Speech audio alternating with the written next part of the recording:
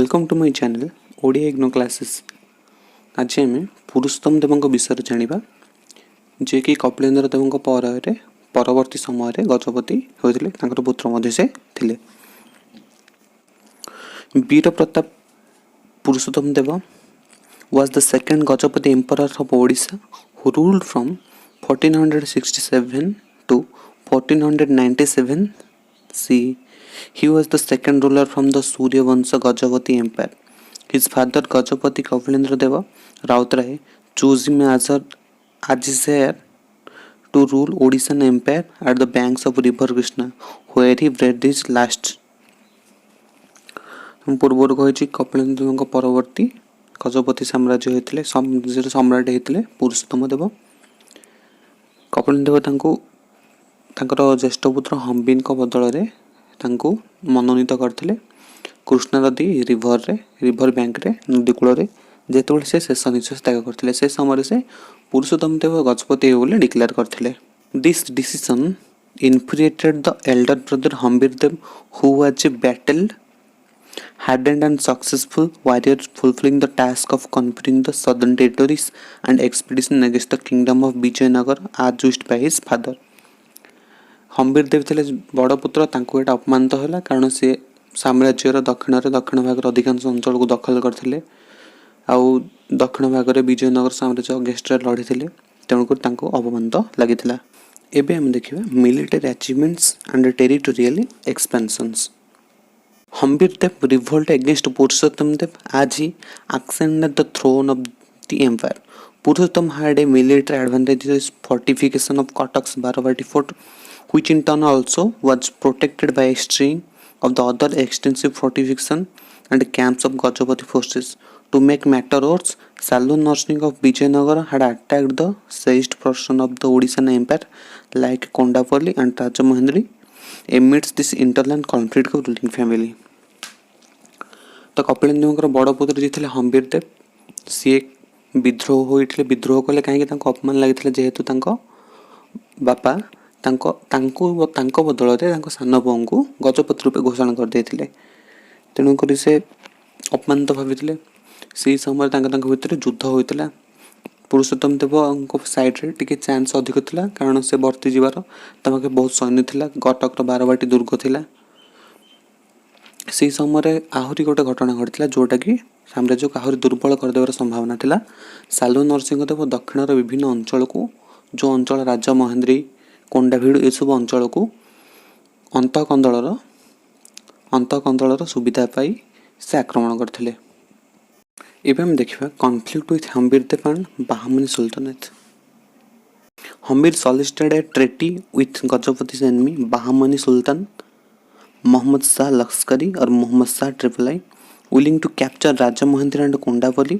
Muhammad Shah placed condition for Hambir Dev to accept his sovereignty when he became the ruler of Odisha and set the desired territory from his father's empire. This deal between Hambir and Muhammad Shah has been mentioned in the works of Ferishta and Sayyid Ali Tabatabai. Hambir Deva Gajapati हेबा पाई विभिन्न प्रकार प्रयास करते से गजपति साम्राज्यर शत्रु मान सहित हाथ मिलाई से बाहमनी सुल्तान मोहम्मद शाह तृतीय मोहम्मद शाह चुक्ति करते। चुक्ति थिला कि से गजपति साम्राज्य सम्राट होगा गजपति राजा होगा बाहमनी सुल्तान मोहम्मद शाह ट्रिपलाईंकर बसत स्वीकार करेंगे एवं किसी अंचल ओडिशार किसी अंचल बाहमनी साम्राज्य को देवे। यही किसी चुक्ति से करते। यही चुक्तिटा गोटे लेखार फरिश्ता और सायद अली तबातबारे उल्लेखित अच्छी। The Bahmani Sultan sent his commander Hussein Beri with troops to support Hambir in toppling Purushottam. Gaining the support of the Bahmani forces, Hambir Dev declared himself Gajapati in the year 1472. Purushottam lost more than half his father's empire in the initial years to Hambir and Bahmani forces. Hambir became a doppelganger Gajapati in the southern portion of Odisha and tried to invade the capital of Odisha ruled by his brother but was defeated. तो से चुक्ति पर बाहमनी सुल्तान कौन करते सेनापति थे हुसेन बୈरी तांको पठेले हम्बीर देव को साहाय्य करने पे। हम्बीर देव कौन करते ना दक्षिण अंचल हम्बीर देव प्रथम अधिष्ठित थे। तो से अंचल अधिकांश गजपति साम्राज्यर दक्षिण भाग अंचल से निज अख्तियार करदे एवं सेठारे से निजको गजपति साम्राज्य रूपे गजपति सम्राट बा गजपति राजा रूपे सेठारे अभिषित कराइले 1472 ख्रीष्टाब्द। तो से 1472 ख्रीष्टाब्द पर पुरुषोत्तम देव जोतक अंचल उत्तर में जोतक अंचल से कैप्चर कर रखी अटाक कले अटाक करने चिंता कले अटाक करते अटाक कर से पराजित होते हम्बीर देव पराजित हो जाते। Retrieval of lost territories from the Bahamanis in 1476 to 1484 AD. Hambir had ceded Rajamahindri and Kondavoli to the Bahmani Sultanate, in which Hussein Vairi was appointed as the governor and Hambir ruled as a vassal king under them. तो से समय हम्बीर देव राजमहेंद्री कोंडावली को दे देथिले बाहमन सुल्तान को। बाहमन सुल्तान को कहितली जे तांकर सेनापति थे हुसैन वैगड़ा सी शासन करते कौटी ना कोंडापल्ली और राजमहेंद्र उपरे। हम्बीर देव जड़े अधिष्ठित राजा थे जड़े सामंत राजा थे क्या अधीन ना बाहमनी सुल्तान अधीन। In the year 1476, Bahmani Sultanate became weak due to internal conflicts and a severe famine.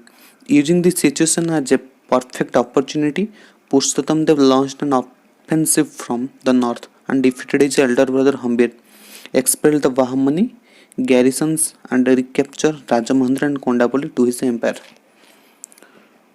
तो 1476 बाहमनी सुल्तान अंतक अंचल किसी राज्य मध्य बाहमनी सुल्तान साम्राज्य दुर्बल हो जाता। यहाँ को गोटे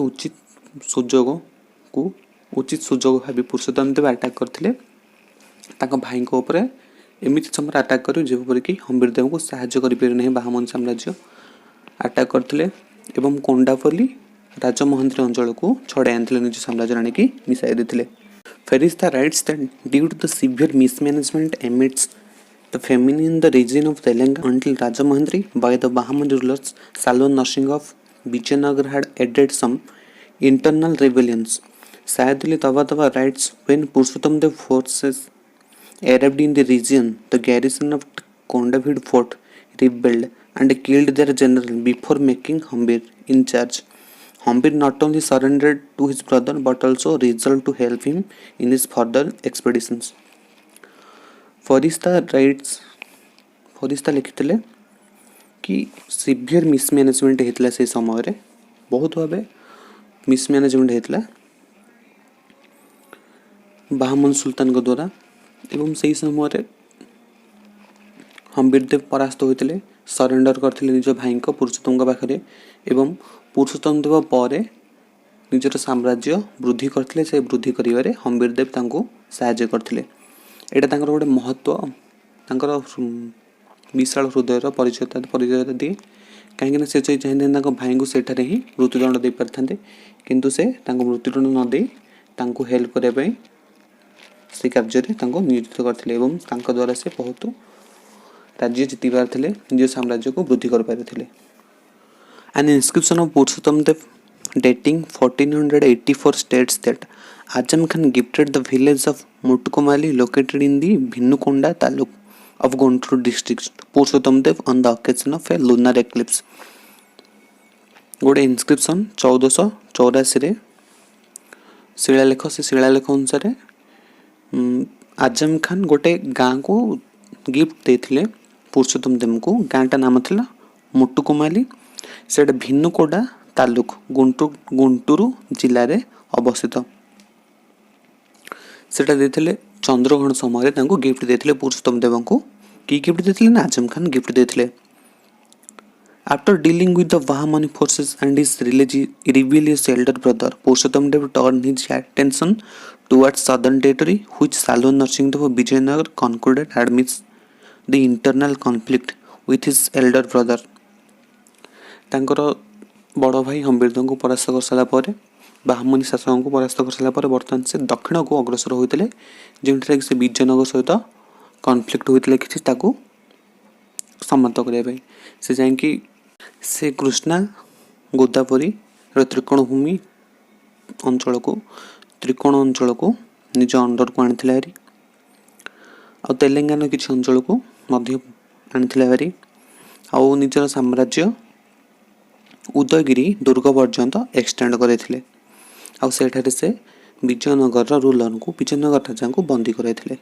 पार्ट 2 रे आम देखा से किपर भाव विजयनगर राजा सहित युद्ध करते कई कई अंचल सब निज अधीन को आनी हारी ओडिशा कई कई सब कंस्ट्रक्शनल एक्टिविटी सब करते कई कई मंदिर निर्माण करते क्यों दुर्ग निर्माण करते गजपति साम्राज्य कई लोक अंडर कि भाव खुशी थे कि दुख थे से विषय में डिस्कसन करवा पार्ट 2। वीडियो भल लगी वीडियो को लाइक करूँ शेयर करूँ मो चैनल को सब्सक्राइब करूँ एवं पाखर बेल आइकन को प्रेस कर दिंतु।